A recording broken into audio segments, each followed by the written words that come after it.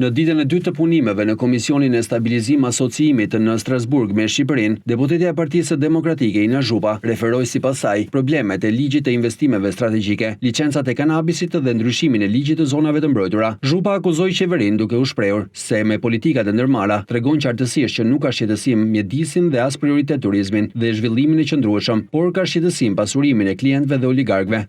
Turizmi në Shqipëri vijon të jetë një sektor i pa prioritizuar dhe i pa rregulluar.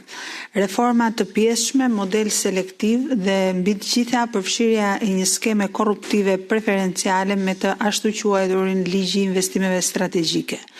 Me këtë të fundit kanë përfituar status personat veshur me pushtet politik.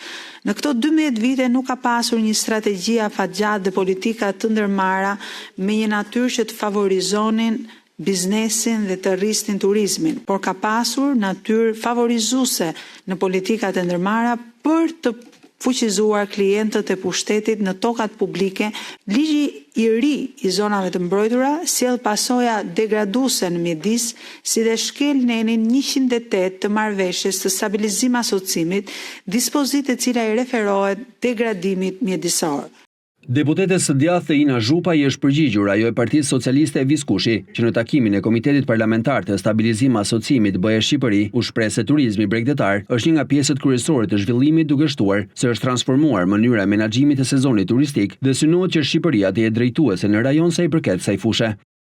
Turizmi është një nga shtyllat kryesore e dinamikit të ekonomisë sonë dhe një nga gjeneratorët e zhvillimit tonë. Dhe me qëllim që ta shfrytëzojmë tërësisht potencialin e tij, ne po përpiqemi që ta bëjmë këtë me koherencë dhe me kujdes dhe me vizion. Reformat që kemi ndërmarrë shprehin synimin tonë që Shqipëria të drejtoj me vlerat ekonomike evropiane dhe me besueshmëri. Shqipëria është e gatshme për të qenë drejtuese në rajon për sa përket turizmit të rregulluar dhe të pastër.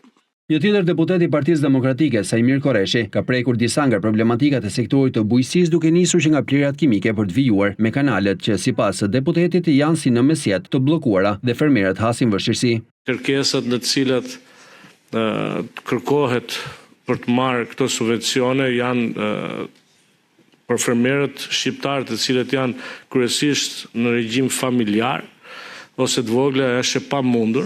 Nuk ka, shumë pak fermerë kanë 1 hektar apo të plotësojnë kushtet në të cilat kërkohet. Në Shqipëri plerat kimik është një pjesë më ndjeshme që fermerët shqiptarë përballen në Dodogan. Kjo nuk është për fajt tyre, por është për fajt të plerave kimik të cilat hynë në Shqipëri dhe janë të pakontrolluara. Ndërsa deputeti Oert Bylykbashi foli për zgjedhjet, duke hedhur edhe ai akuza mbi qeverinë se në Shqipëri nuk ka institucione të pavarura. Zgjedhjet tani janë në një fazë që ato po shikohen, po skrutinohen nga institucione të pavarura, ashtu siç parashikohet në ligjin kushtetues. Të gjithë e dinë në Shqipëri që këto nuk janë të pavarura në fakt. Nuk është vetëm se është puna e zgjedhjeve, po nuk ka asnjë institucion të vetëm të pavarur në vend.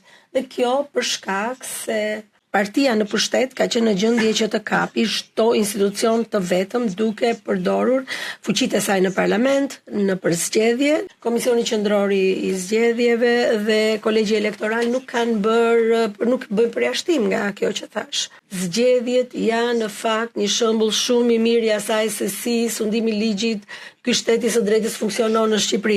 Zgjedhjet fatkeqësisht janë mbajtur në 11 maj të 2025-s. Në fakt fatkeqësisht kjo ishte një ditë kur secili nga ne pa se sa shumë krim ekziston në vend. Ky ishte sesioni 19 i takimit të Komitetit Parlamentar të Stabilizim Asociimit BE Shqipëri, i zhvilluar në Strasburg.